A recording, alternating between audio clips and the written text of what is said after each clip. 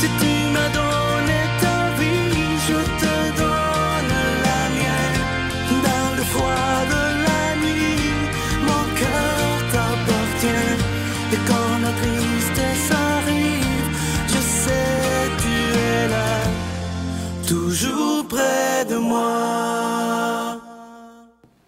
Bon mercredi, c'est toujours avec une grande joie que je vous retrouve pour qu'on puisse ensemble proclamer cette parole de Dieu qui, pour moi et pour vous, je le sais évidemment, c'est la priorité des priorités. Et si on pouvait prendre cette décision et en parler à d'autres parce qu'on est responsable lorsqu'on est des baptisés, lorsqu'on est des croyants, de proclamer cette parole de Dieu à notre façon, simplement en parlant discrètement, en disant « tu devrais écouter la victoire de l'amour ». On va voir simplement, sans jamais forcer personne, bien entendu. Et ce matin, comme on le fait tous les mercredis, on rejoint l'abbé Raymond Gravel.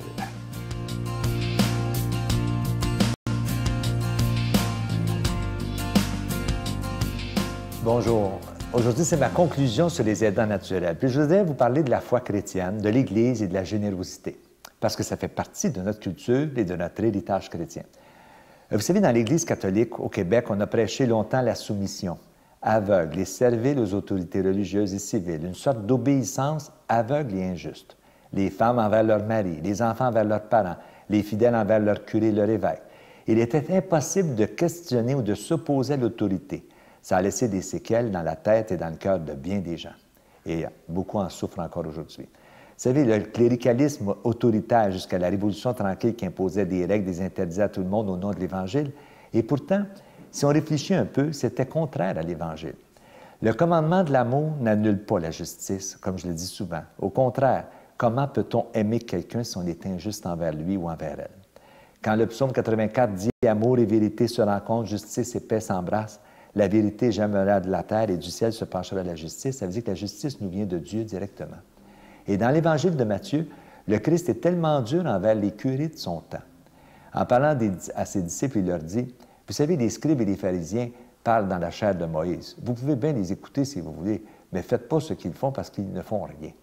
Ils ne sont même pas capables de lever du bout du doigt ce qu'ils imposent aux gens. Alors, c'est des beaux parleurs, mais ils ne font pas grand-chose. Et il dit, lit de fardeaux très pesants sur les épaules des gens, mais eux-mêmes ne les lèvent même pas du bout du doigt. Alors l'amour, dans sa générosité, dans sa gratuité, dans sa totalité, n'enlève rien à la justice. Cet amour-là s'exprime très bien entre un père, une mère et un enfant. Mais attention, mal interprétée, cette invitation à aimer peut nous faire oublier la justice. Par amour pour son enfant, une mère n'a pas à subir la violence de sa part. Une grand-mère n'a pas à se faire exploiter par ses enfants parce qu'elle est incapable de se défendre. C'est une question de justice et de dignité. Par amour, on doit s'occuper de ses proches, oui, mais pas au détriment de la justice. On n'a pas à se sentir coupable de revendiquer des droits comme aidant naturel ou comme proche aidant parce qu'il s'agit de mon enfant, de mes parents ou vieillissants ou de mon conjoint ou ma conjointe en perte d'autonomie. Tout ça, c'est une question de justice, de vérité, de fidélité et de dignité. Et ça fait partie de l'Évangile. N'oubliez jamais que la première valeur de toute la Bible, c'est la justice, la seconde, c'est l'amour, et les autres qui découlent après, c'est la vérité et la fidélité. Et je pense que si on respecte ces valeurs-là, on est des chrétiens à 100%. Bonne journée. Notre Père qui es aux cieux, que ton nom soit sanctifié, que ton règne vienne, que ta volonté soit faite sur la terre comme au ciel. Donne-nous aujourd'hui notre pain de ce jour. Pardonne-nous nos offenses, comme nous pardonnons aussi à ceux qui nous ont offensés. Et ne nous soumets pas à la tentation, mais délivre-nous du mal. Car c'est à toi qu'appartiennent le règne, la puissance et la gloire, pour les siècles des siècles. Amen. C'est pour la dernière semaine que je vous parle de ce beau bracelet du mois de février, qui est le mois de l'amour et de l'amitié. Il s'agit d'un bracelet qui est orné de belles breloques plaquées or. Vous allez voir à l'écran présentement, au centre, un beau petit cœur qui est plaqué or, et de chaque côté, une petite croix et une belle breloque de la Vierge Marie qui nous rappelle, dans le fond, que l'amour de nos vies, c'est Jésus et Marie, et qu'on n'a pas honte de le dire au monde et surtout de le montrer. Je vous rappelle que c'est avec un don de 25 $. Et quelqu'un me faisait réaliser dernièrement que c'est bien parce que c'est un bracelet qui fait à tout le monde parce qu'il s'étire. Alors c'est vraiment, peu importe la grandeur de poignet que vous avez, il va vous faire très, très bien. Alors je vous rappelle, avec un don de 25 $ si vous en voulez un, et avec un don de 40 $ si vous en voulez deux. Et ce beau bracelet, il est déjà bénis. Je vous remercie de tout cœur de votre grande générosité parce que c'est vraiment grâce à vous si on peut continuer depuis maintenant 18 ans d'annoncer la parole de Dieu par la télévision. Je vous donne l'adresse. La Victoire de l'Amour, casier postal 120, succursale Boucherville à Boucherville. Le J4B 5E6, je vous la redonne. La Victoire de l'Amour, casier postal 120, succursale Boucherville à Boucherville. Le J4B 5E6. Également par carte de crédit du lundi au vendredi de 9h à 16h dans le 514-523-4433, 523-4433 ou sans frais, le 1-888-811-9291, 1-888-811-9291 et aussi sur notre site Internet, le www.lavictoiredelamour.org. Alors, je vous rappelle, c'est la dernière semaine que je vous en parle, ce beau bracelet qui représente l'amitié et l'amour. Alors, je vous invite à le commander rapidement. Je vous dis merci de votre prière et de votre générosité.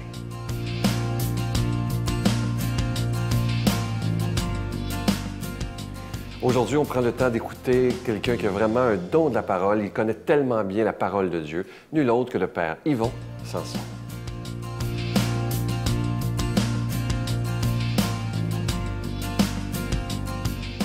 Bon matin à chacun et chacune d'entre vous. L'Évangile d'aujourd'hui nous est donné par Matthieu.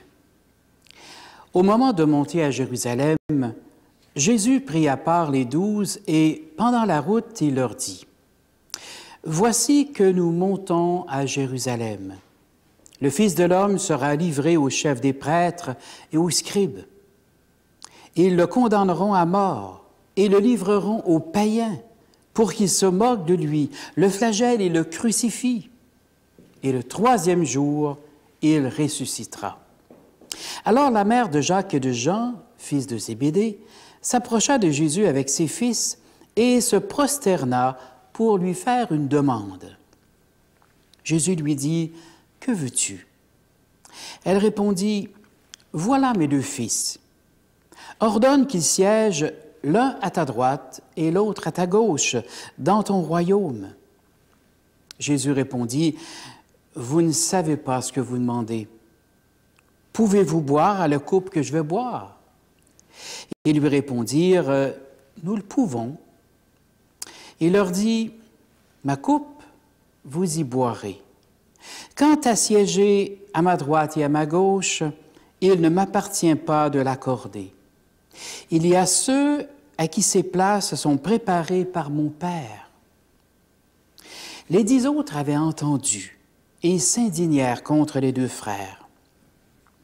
Jésus les appela et leur dit: « Vous le savez, les chefs des nations païennes commandent en maître, et les grands font sentir leur pouvoir.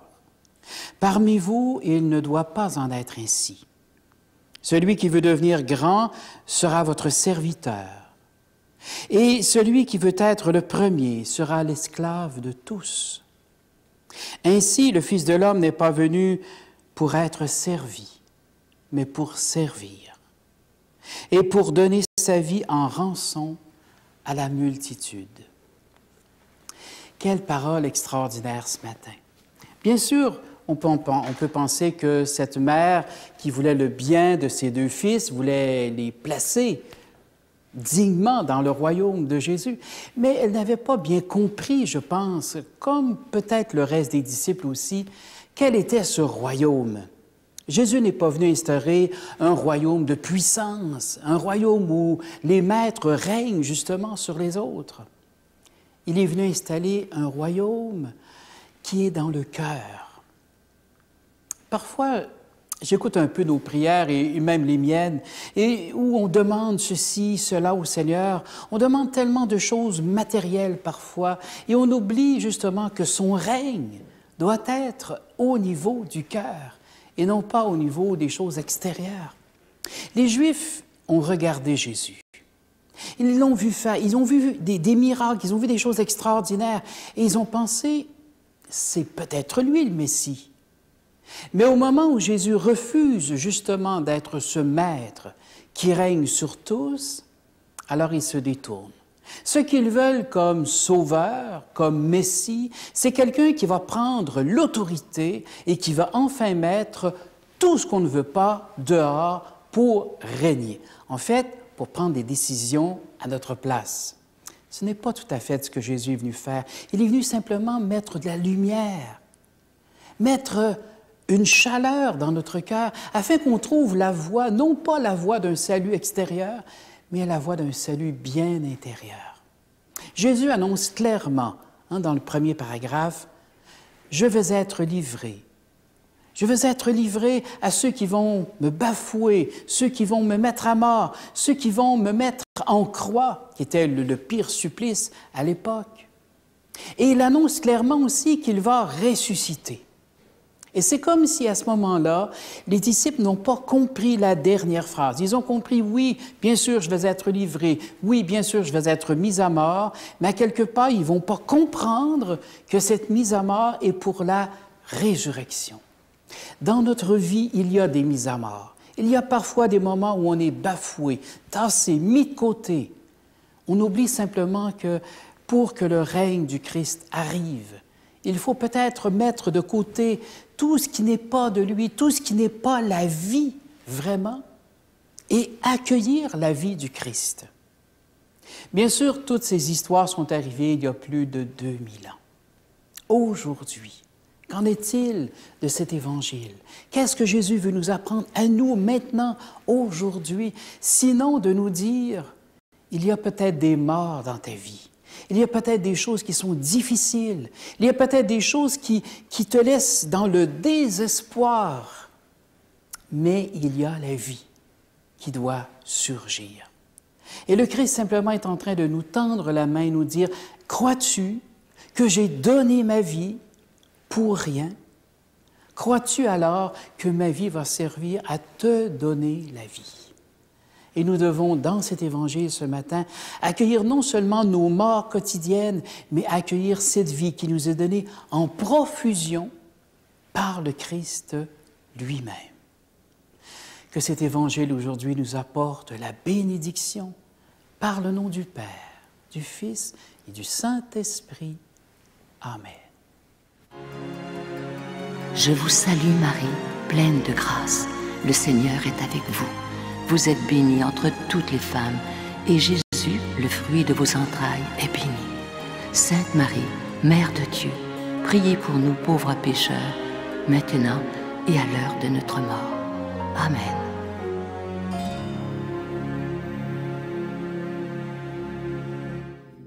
La retraite du printemps étant déjà complète, nous vous invitons à la grande supplémentaire de cet automne qui aura lieu les 4, 5 et 6 octobre prochains à l'hôtel Le Dauphin à Drummondville.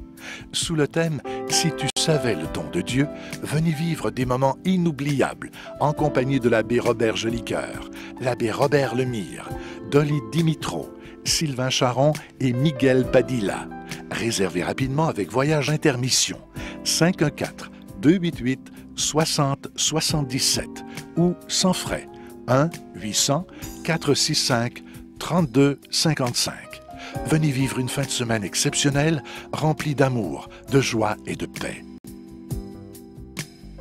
Je veux vous rappeler de ne pas oublier de réserver pour cette belle retraite qui s'en vient, dont le thème est « Si tu savais le don de Dieu ». Je vous rappelle que ça aura lieu au printemps le 31 mai, 1er et 2 juin à l'hôtel Le Dauphin à Drummondville. Je vous rappelle qu'on a réservé tout l'hôtel. Alors, je sais qu'on passera des moments absolument extraordinaires. Ça commence le vendredi après-midi pour se terminer dimanche après le brunch. Je vous rappelle de réserver avec Voyage Intermission dans le 514-288-6077, 288-6077 ou sans frais, le 1-800-465-3255, 1-800-465-3255. Je vous souhaite la plus belle des journées et je vous dis à demain. Bye. Alegría, como la luz de la vida, alegría, como un payaso que grita, alegría, del estupendo grito de la tristeza loca. La Victoire de l'amour remercie de tout cœur les Résidences Soleil de leur accueil si chaleureux.